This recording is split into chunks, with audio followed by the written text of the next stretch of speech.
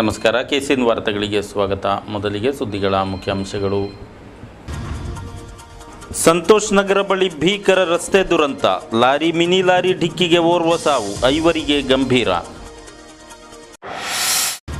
ಜಿಲ್ಲಾ ಸಮಾಜ ಕಲ್ಯಾಣ ಖಾತೆ ಕಚೇರಿಗೆ ವಿಜಿಲೆನ್ಸ್ ದಾಳಿ. ವಿಕಲಾಂಗರ ಯೋಜನೆಯಲ್ಲಿ ಭಾರೀ ಗೋಲ್ಮಾಲ್ ಪತ್ತೆ. ವಿಜಿಲೆನ್ಸ್ ನಿರ್ದೇಶಕರಿಗೆ ವರದಿ ಸಲ್ಲಿಕೆ.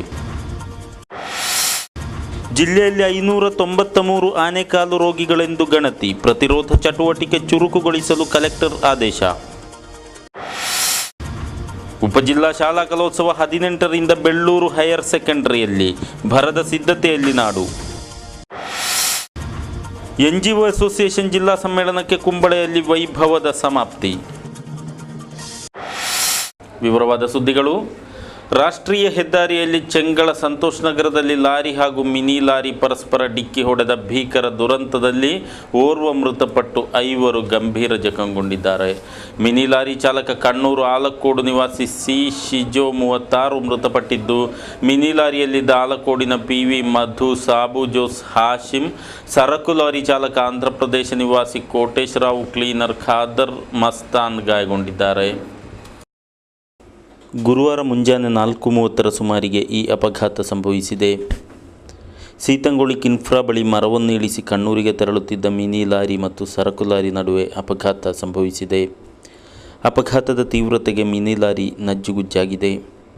ನಜ್ಜುಗುಜ್ಜಾದ ಲಾರಿಯಲ್ಲಿ ಸಿಲುಕಿದ ಚಾಲಕ ಶಿಜೋ ಹಾಗೂ ಇತರರನ್ನು ನಾಗರಿಕರು, ಪೊಲೀಸರು ಹಾಗೂ ಅಗ್ನಿಶಾಮಕ ದಳದವರು ಹರಸಾಹಸ ಪಟ್ಟು ಹೊರತೆಗೆದು ಆಸ್ಪತ್ರೆಗೆ ತಲುಪಿಸಿದರು. ಆದರೆ ಶಿಜೋ ಘಟನಾ ಸ್ಥಳದಲ್ಲೇ ಮೃತಪಟ್ಟಿದ್ದರು. ಹಾಶಿಂ ಮತ್ತು ಮಧುರ್ ಅವರ ಮುಖಕ್ಕೆ ಗಂಭೀರ ಸ್ವರೂಪದ ಗಾಯಗಳುಂಟಾಗಿವೆ. ಚಾಲಕರು ನಿದ್ರೆಗೆ ಜಾರಿದ್ದು ಅಪಘಾತಕ್ಕೆ ಕಾರಣ ಎನ್ನಲಾಗಿದೆ. ಅಪಘಾತದಿಂದಾಗಿ ಹಲವು ತಾಸುಗಳ ಕಾಲ ರಾಷ್ಟ್ರೀಯ ಹೆದ್ದಾರಿಯಲ್ಲಿ ವಾಹನ ಸಂಚಾರ ಅಸ್ತವ್ಯಸ್ತವಾಯಿತು. ಪೊಲೀಸರು ತಲುಪಿ ಸಂಚಾರ ಸುಗಮಗೊಳಿಸಿದರು. ಕಾಸರಗೋಡು ಜಿಲ್ಲಾ ಸಮಾಜ ಕಲ್ಯಾಣ ಇಲಾಖೆಯ ಕಾರ್ಯಾಲಯಕ್ಕೆ ವಿಜಿಲೆನ್ಸ್ ದಳ ದಾಳಿ ಇರಿಸಿದ್ದು, ಅಂಗವಿಕಲ ಕಲ್ಯಾಣ ಯೋಜನೆ ಕಾರ್ಯಗತದಲ್ಲಿ ವ್ಯಾಪಕ ಅವ್ಯವಹಾರ ಪತ್ತೆ ಹಚ್ಚಲಾಗಿದೆ. ಗುರುವಾರ ಪೂರ್ವಾಹ್ನ 11 ಗಂಟೆಗೆ ಆರಂಭವಾದ ದಾಳಿ ಕಾರ್ಯಾಚರಣೆಯು ಸಾಯಂಕಾಲದವರೆಗೆ ಮುಂದುವರಿದಿದೆ. ಕಾರ್ಯಾಚರಣೆ ಸಂಬಂಧ ವಿಜಿಲೆನ್ಸ್ ನಿರ್ದೇಶಕರಿಗೆ ಸಮಗ್ರ ವರದಿ ಕಳುಹಿಸುವುದಾಗಿ vigilance inspector doctor V Balakrishnan ತಿಳಿಸಿದ್ದಾರೆ.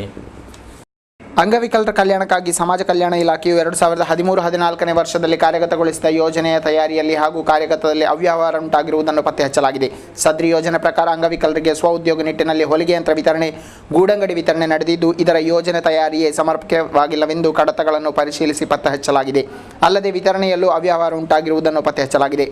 ವಿಜಿಲೆನ್ಸ್ ಇನ್ಸ್ಪೆಕ್ಟರ್ಗಳಾದ doctor V Balakrishna, K Balakrishnan, ಇತರರಾದ ನಿಸಾರ್, ಮಧುಸೂದನನ್, ರಮೇಶ್ ದಾಸನ್ ಮೊದಲಾದವರು ಕಾರ್ಯಾಚರಣೆಯ ತಂಡದಲ್ಲಿದ್ದರು. ವಿಜಿಲೆನ್ಸ್ ನಿರ್ದೇಶಕರ ವಿಶೇಷ ನಿರ್ದೇಶನಾನುಸಾರ ಕಾರ್ಯಾಚರಣೆ ಕೈಗೊಳ್ಳಲಾಗಿತ್ತು. 55ನೇ ಕುಂಬಳೆ ಉಪಜಿಲ್ಲಾ ಶಾಲಾ ಕಲೋತ್ಸವವನ್ನು ಬೆಳ್ಳೂರು ಸರ್ಕಾರಿ ಹೈಯರ್ ಸೆಕೆಂಡರಿ ಶಾಲೆಯಲ್ಲಿ ಹಮ್ಮಿಕೊಳ್ಳಲಾಗಿದೆ. ಈ ತಿಂಗಳ 18ರಿಂದ 22ರವರೆಗೆ ಕಲೋತ್ಸವ ನಡೆಯಲಿದ್ದು, ಇದಕ್ಕಿರುವ ಸಕಲ ಸಿದ್ಧತಾ ಕಾರ್ಯಗಳು ಪೂರ್ಣಗೊಂಡಿರುವುದಾಗಿ ಪದಾಧಿಕಾರಿಗಳು ಸುದ್ದಿಗೋಷ್ಠಿಯಲ್ಲಿ ತಿಳಿಸಿದ್ದಾರೆ. 5 ದಿನ ಕಾಲ ಕಲೋತ್ಸವ ನಡೆಯಲಿದ್ದು, ಮುಂದಿನ ಮಂಗಳವಾರ ಆರಂಭವಾಗಲಿದೆ. ಮೊದಲ 2 ದಿನ ವೇದಿಕೇತರ ಸ್ಪರ್ಧೆಗಳು ಜರುಗಲಿದ್ದು, ಗುರುವಾರದಿಂದ ವೇದಿಕೆ ಸ್ಪರ್ಧೆಗಳು ಆರಂಭವಾಗಲಿವೆ. ಗುರುವಾರ ಸಂಜೆ 4 ಗಂಟೆಗೆ ಜರುಗುವ ಸಮಾರಂಭದಲ್ಲಿ ಕಲೋತ್ಸವವನ್ನು ಸಂಸತ್ ಸದಸ್ಯ ಪಿ ಕರುಣಾಕರ್ ಉದ್ಘಾಟಿಸಲಿರುವರು. ಶಾಸಕ NN ನೆಲಿಕುನ್ನು ಅಧ್ಯಕ್ಷತೆ ವಹಿಸುವರು. ಉದುಮ ಶಾಸಕ ಕೆ ಕುഞ്ഞിರಾಮನ್, ಜಿಲ್ಲಾ ಪಂಚಾಯತ್ ಅಧ್ಯಕ್ಷೆ ನ್ಯಾಯವಾದಿ PP ಶ್ಯಾಮಲಾದೇವಿ ಮುಖ್ಯ ಅತಿಥಿಗಳಾಗಿ ಭಾಗವಹಿಸುವರು. ಕಲಾ ಸ್ಪರ್ಧೆಯಲ್ಲಿ 100ರಷ್ಟು ಶಾಲೆಗಳಿಂದ ಕಿರಿಯ, ಹಿರಿಯ, ಪ್ರೌಢ ಹಾಗೂ ಹೈಯರ್ ಸೆಕೆಂಡರಿ ವಿಭಾಗಗಳಲ್ಲಾಗಿ 5,000ರಷ್ಟು ವಿದ್ಯಾರ್ಥಿಗಳು ಪಾಲ್ಗೊಳ್ಳಲಿದ್ದಾರೆ. 22ನೇ ದಿನಾಂಕದಂದು ಸಂಜೆ 4 ಗಂಟೆಗೆ ಸಮಾರೋಪ ಕಾರ್ಯಕ್ರಮ ನಡೆಯಲಿದ್ದು, ಶಾಸಕ NN ನೆಲಿಕುನ್ನು ಉದ್ಘಾಟಿಸುವರು. ಅಂದು ಕಲೋತ್ಸವದ ಬಹುಭಾಷಾ ಸ್ಮರಣಿಕೆ ಬಿಡುಗಡೆಯೂ ನಡೆಯಲಿರುವುದಾಗಿ കാര്യയോജനാ സമിതി പദാധികാരികൾ ತಿಳಿಸಿದರು. സബ് ജില്ലാ കലോത്സവം വെള്ളൂർ നടത്താൻ വേണ്ടിയാണ് തീരുമാനമെടുത്തിരിക്കുന്നത്. ആ കലോത്സവം എന്ന് പറയുന്നത് ആ നാട്ടിൻ്റെ വിദ്യാഭ്യാസത്തിൻ്റെ ഒരു മാറ്റത്തിൻ്റെയും കൂടി തുടക്കം കുറിച്ചുകൊണ്ട്, അപ്പോൾ വിദ്യാർത്ഥികൾക്ക് കലോത്സവത്തിൻ്റെ എന്താണ് അതിൻ്റെ ആവശ്യം, അതുപോലെ നമ്മുടെ നാട്ടിലെല്ലാവർക്കും പോലും ഇതിൻ്റെ ഒരു പ്രയോജനം കലോത്സവം കഴിഞ്ഞാൽ തീർച്ചയായിട്ടും ലഭിക്കുകയുണ്ടാവും. ಮುಂದಿನ ಸೋಮವಾರ ಕಲೋತ್ಸವದ ಪ್ರಚಾರಾರ್ಥ ವಾಹನ ಪ್ರಚಾರ ಜಾಥಾ ಹಮ್ಮಿಕೊಳ್ಳಲಾಗಿದೆ ಎಂದು ಹೇಳಿದರು. ಸುದ್ದಿಗೋಷ್ಠಿಯಲ್ಲಿ ಬೆಳ್ಳೂರು ಗ್ರಾಮ ಪಂಚಾಯತ್ ಅಧ್ಯಕ್ಷ, ಸ್ವಾಗತ ಸಮಿತಿ ಅಧ್ಯಕ್ಷರು ಕೂಡ ಆಗಿರುವ AK ಕುಶಾಲ, ಶಾಲಾ ರಕ್ಷಕ ಶಿಕ್ಷಕ ಸಮಿತಿ ಅಧ್ಯಕ್ಷ ಬಾಬು ಆನೆಕಲ್ಲು, ಉಪಜಿಲ್ಲಾ ಶಿಕ್ಷಣಾಧಿಕಾರಿ ಕೈಲಾಸಮೂರ್ತಿ, ಮಾಜಿ ಗ್ರಾಮ ಪಂಚಾಯತ್ ಅಧ್ಯಕ್ಷ ಕಲ್ಲಗ ಚಂದ್ರಶೇಖರ ರಾವ್, ಅಬ್ಬಾಸ್ ಅಲಿ, ಸುಬ್ರಹ್ಮಣ್ಯ ಭಟ್ ಮೊದಲಾದವರು ಉಪಸ್ಥಿತರಿದ್ದರು. ಕೇರಳ NGO ಅಸೋಸಿಯೇಷನ್ ಜಿಲ್ಲಾ ಸಮ್ಮೇಳನಕ್ಕೆ ಕುಂಬಳೆಯಲ್ಲಿ ವೈಭವೋಪೇತ ಸಮಾಪ್ತಿ. ಕುಂಬಳೆಯ ಸಿಟಿ ಹಾಲ್ ಆಡಿಟೋರಿಯಂನಲ್ಲಿ ವಿಶೇಷ ಸಜ್ಜೀಕರಿಸಲಾದ ರಾಮರೈ ನಗರದಲ್ಲಿ ಬುಧ ಹಾಗೂ ಗುರುವಾರದಂದು ಸಮ್ಮೇಳನ ಜರುಗಿದೆ. ಬುಧವಾರ ಪೂರ್ವಾಹ್ನ ಧ್ವಜಾರೋಹಣದೊಂದಿಗೆ ಸಮ್ಮೇಳನ ಪ್ರಕ್ರಿಯೆಗೆ ನಾಂದಿಯಾಗಿತ್ತು. ಬಳಿಕ ವಿವಿಧ ಗೋಷ್ಠಿಗಳು, ವಿಚಾರ ಕಮ್ಮಟಗಳು, ಸಂಘಟನಾ ಸಮಾಲೋಚನೆ, ಪ್ರತಿನಿಧಿ ಸಮ್ಮೇಳನ ಇತ್ಯಾದಿ ನಡೆದವು. ಸಮ್ಮೇಳನವನ್ನು ಬುಧವಾರ ಪೂರ್ವಾಹ್ನ KPCC ಪ್ರಧಾನ ಕಾರ್ಯದರ್ಶಿ KP ಕುഞ്ഞിക്കണ്ണನ್ ಉದ್ಘಾಟಿಸಿದ್ದರು. ಸಮಾರೋಪ ಸಮ್ಮೇಳನವನ್ನು ಗುರುವಾರ ಸಾಯಂಕಾಲ ಜರುಗಿದ ಸಮಾರಂಭದಲ್ಲಿ KPCC ಕಾರ್ಯದರ್ಶಿ K ನೀಲಕಂಠನ್ ಉದ್ಘಾಟಿಸಿದರು.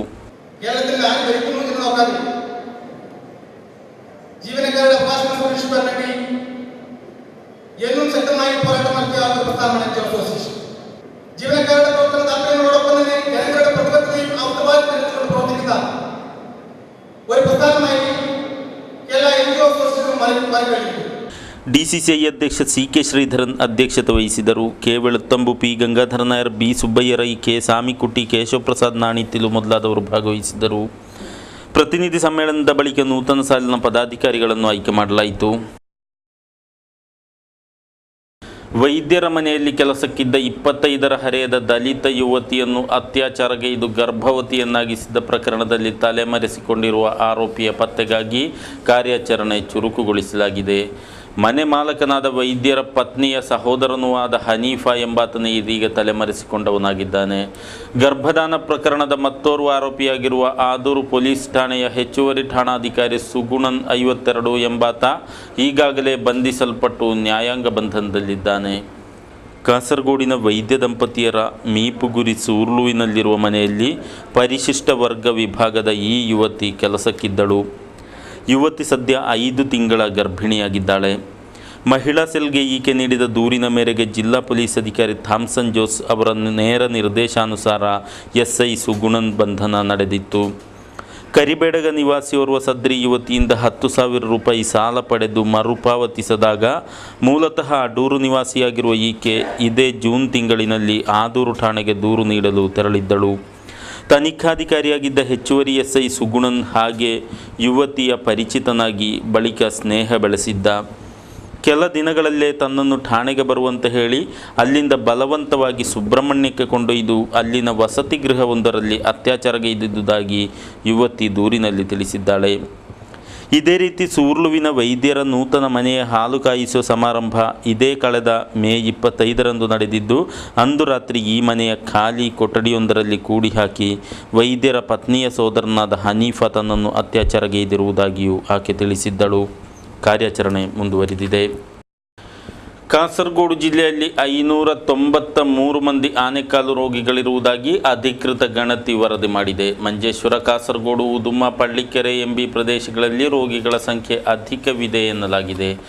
ಗಣತಿಯ ಆಧಾರದಲ್ಲಿ ಜಿಲ್ಲೆಯಲ್ಲಿ ಆನೆಕಾಲು ರೋಗ ನಿಯಂತ್ರಣ ಚಟುವಟಿಕೆಗಳನ್ನು ಮತ್ತಷ್ಟು ಚುರುಕುಗೊಳಿಸಲು ಜಿಲ್ಲಾಧಿಕಾರಿ ಅವರು ಆದೇಶಿಸಿದ್ದಾರೆ. ರೋಗಿಗಳು ಅಧಿಕವಿರುವ ಹಿನ್ನೆಲೆಯಲ್ಲಿ ರಾಷ್ಟ್ರೀಯ ಆನೆಕಾಲು ರೋಗ ನಿವಾರಣಾ ಸಪ್ತಾಹದಲ್ಲಿ ಈ ಬಾರಿ ಕಾಸರಗೋಡು ಜಿಲ್ಲೆಗೆ ಹೊರತಾಗಿ ಕಣ್ಣೂರು, ಕಲ್ಲಿಕೋಟೆ, ಮಲಪ್ಪುರಂ, ಪಾಲ್ಘಾಟ್, ತಿರುವನಂತಪುರ ಎಂಬಿ ಜಿಲ್ಲೆಗಳನ್ನು ಒಳಪಡಿಸಲಾಗಿದೆ. ಡಿಸೆಂಬರ್ 14ರಿಂದ 20ರವರೆಗೆ ನಡೆಯಲಿರುವ ಸಮೂಹ ಆನೆಕಾಲು ರೋಗ ಚಿಕಿತ್ಸಾ ಕಾರ್ಯಕ್ರಮದಲ್ಲಿ ಜಿಲ್ಲೆಯ ಎಲ್ಲ ವಿಭಾಗ ಜನತೆಯ ಸಹಭಾಗಿತ್ವವನ್ನು ಖಾತ್ರಿಗೊಳಿಸಲು ಆರೋಗ್ಯ ಕಾರ್ಯಕರ್ತರ ಸಭೆಯಲ್ಲಿ ಜಿಲ್ಲಾಧಿಕಾರಿ ನಿರ್ದೇಶಿಸಿದ್ದಾರೆ. ರೋಗಿಗಳ ಸಂಖ್ಯೆ ಅಧಿಕವುಳ್ಳ ಪ್ರದೇಶಗಳಲ್ಲಿ ಪ್ರತಿರೋಧ ಚಟುವಟಿಕೆಗಳಿಗೆ ಹೆಚ್ಚಿನ ಒತ್ತು ನೀಡಲಾಗುವುದು. ರೋಗ ಪ್ರತಿರೋಧಕ್ಕಿರುವ DEC ಅಲ್ಬಂಡಸಾಲ್ ಮಾತ್ರೆಗಳನ್ನು ಜಿಲ್ಲೆಯ ಎಲ್ಲ ಸಾರ್ವಜನಿಕರು ಸ್ವೀಕರಿಸುವಂತೆ ಆರೋಗ್ಯ ಇಲಾಖೆಯು ಕ್ರಮ ಸ್ವೀಕರಿಸಿದೆ. ಇದಕ್ಕಾಗಿ ವಿವಿಧೆಡೆ ಮಾತ್ರೆ ವಿತರಣೆ ಕೌಂಟರ್ ಸ್ಥಾಪಿಸಲು ಉನ್ನತ ಸಭೆಯಲ್ಲಿ ತೀರ್ಮಾನಿಸಲಾಗಿದೆ. ಕಾಡಾನೆ ಉಪಟಳ ನಿಯಂತ್ರಿಸಲು ಕ್ರಮ ಕೈಗೊಳ್ಳಬೇಕೆಂದು ಆಗ್ರಹಿಸಿ ಮುಳಿಯಾರು ಗ್ರಾಮ ಕಚೇರಿಗೆ CPIM ಕಾರಡ್ಕ ವಲಯ ಸಮಿತಿ ನೇತೃತ್ವದಲ್ಲಿ ದಿಗ್ಬಂಧನ ನಡೆಸಲಾಯಿತು. ಗುರುವಾರ ಪೂರ್ವಾಹ್ನ ನಡೆದ ದಿಗ್ಬಂಧನ ಮುಷ್ಕರವನ್ನು CPM ಜಿಲ್ಲಾ ಸೆಕ್ರೆಟರಿಯೇಟ್ ಸದಸ್ಯ CH ಕುഞ്ഞಂಬು ಉದ್ಘಾಟಿಸಿದರು.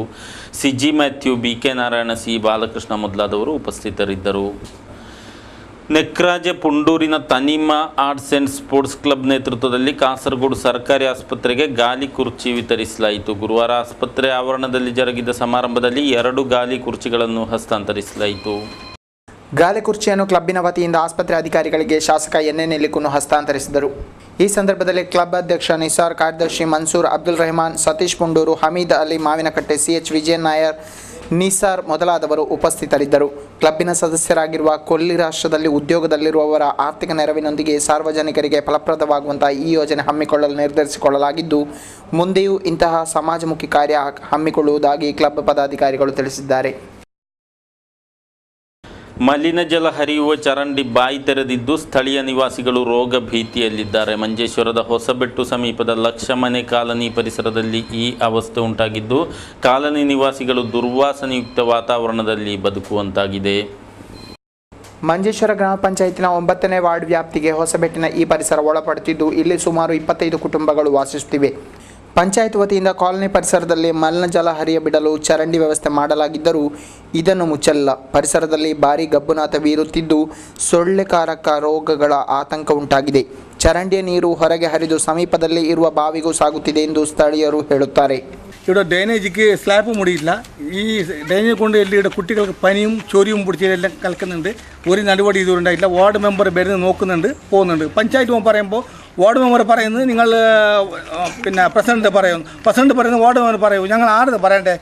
ഞാൻ മുഖ്യമന്ത്രിക്കും ബഹുമാനപ്പെട്ട മന്ത്രിമാർക്ക് കളക്ടർക്ക് പരാതിയാണ് അയച്ചത്. ഇത് ഉടനെ ഇത് സ്ലാബ് മുടിയില്ലെങ്കിലും ശക്തമായ സമരം ചെയ്യും. പഞ്ചായത്ത് മുമ്പാകെ ധരണി ചെയ്യും. ഞങ്ങൾ അതിൽ ഒരു സംശയമില്ല. ഞങ്ങൾ രാഷ്ട്രീയം നോക്കില്ല. ഞങ്ങൾ എല്ലാവരും ഒക്കട്ടായി ഈ ലക്ഷ്യം എടുക്കണം. എല്ലാവരും ഒന്നായിട്ട് പോയിട്ട് ഞങ്ങൾ സമരം ചെയ്യും. അതിൽ ഒരു സംശയമില്ല. ಸಂಬಂಧಿತ ಅಧಿಕಾರಿಗಳಿಗೆ ನಿರಂತರ ದೂರು ಸಲ್ಲಿಸಿಯೂ ಫಲ ಉಂಟಾಗಿಲ್ಲ ಎನ್ನಲಾಗುತ್ತಿದೆ. ಕಾಸರಗೋಡು ನಗರದ ತ್ಯಾಜ್ಯ ವಿಲೇವಾರಿಗೆ ಸೂಕ್ತ ಪರಿಹಾರ ಕಲ್ಪಿಸಬೇಕೆಂದು ಒತ್ತಾಯಿಸಿ ಯುವ ಮೋರ್ಚಾ ನೇತೃತ್ವದಲ್ಲಿ ಧರಣಿ ಸತ್ಯಾಗ್ರಹ ನಡೆಸಲಾಯಿತು. ಗುರುವಾರ ಪೂರ್ವಾಹ್ನ ನಗರಸಭೆ ಕಚೇರಿ ಮುಂದೆ ನಡೆದ ಧರಣಿ ಮುಷ್ಕರದಲ್ಲಿ ಹಲವಾರು ಮಂದಿ ಭಾಗವಹಿಸಿದರು. ಮುಷ್ಕರವನ್ನು ಬಿಜೆಪಿ ಜಿಲ್ಲಾ ಕಾರ್ಯದರ್ಶಿ ಎಸ್ ಕುಮಾರ್ ಉದ್ಘಾಟಿಸಿದರು. ನಗರಸಭೆಯ ಅಧಿಕಾರಿಗಳು ತಿಳಿದಿರುವುದು ಜನ ಕಡಿಮೆ ಇರಬಹುದು. ಇದನ್ನು ನಾವು ಸೂಚನೆ ಎಂಬ ನೆಲೆಯಲ್ಲಿ ಈ ಸತ್ಯಾಗ್ರಹವನ್ನು ನಾವು ಹಮ್ಮಿಕೊಂಡಿದ್ದೇವೆ.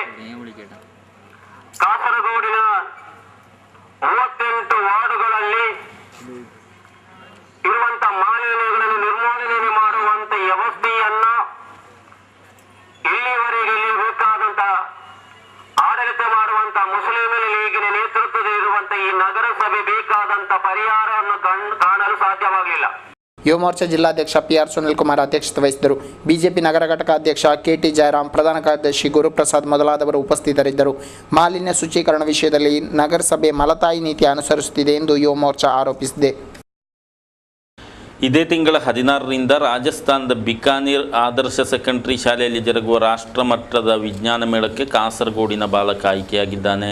ಸ್ಥಳೀಯ ಕೂಡ್ಲು ನಿವಾಸಿ ಉದಯಕುಮಾರ್ ಕಲ್ಲೂರಾಯರ ಪುತ್ರ 11ರ ಹರೆಯದ ಕೀರ್ತಿ ಪ್ರಸಾದ್ ಕಲ್ಲೂರಾಯ ಎಂಬಾತನೇ ಈ ಪ್ರತಿಭಾವಂತ.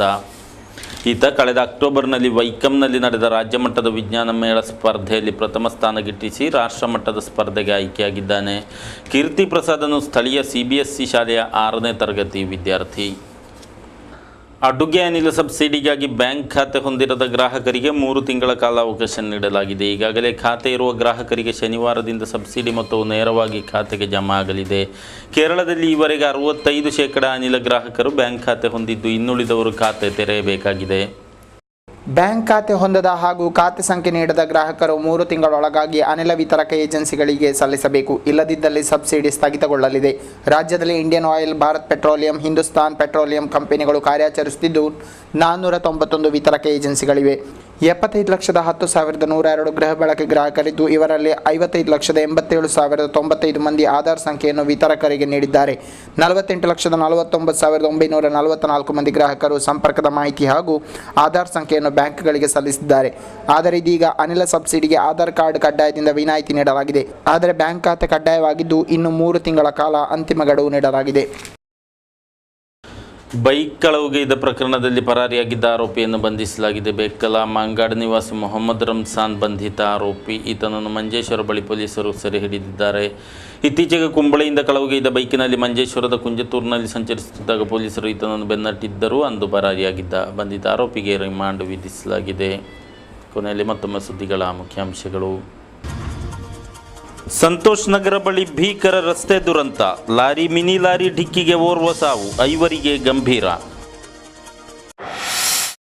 ಜಿಲ್ಲಾ ಸಮಾಜ ಕಲ್ಯಾಣ ಖಾತೆ ಕಚೇರಿಗೆ ವಿಜಿಲೆನ್ಸ್ ದಾಳಿ.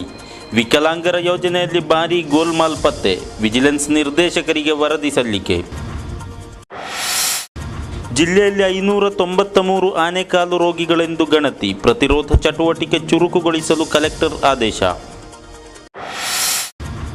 ಉಪಜಿಲ್ಲಾ ಶಾಲಾ ಕಲೋತ್ಸವ 18ರಿಂದ ಬೆಳ್ಳೂರು ಹೈಯರ್ ಸೆಕೆಂಡರಿಯಲ್ಲಿ. ಭರದ ಸಿದ್ಧತೆಯಲ್ಲಿ ನಾಡು. NGO ಅಸೋಸಿಯೇಷನ್ ಜಿಲ್ಲಾ ಸಮ್ಮೇಳನಕ್ಕೆ ಕುಂಬಳೆಯಲ್ಲಿ ವೈಭವದ ಸಮಾಪ್ತಿ.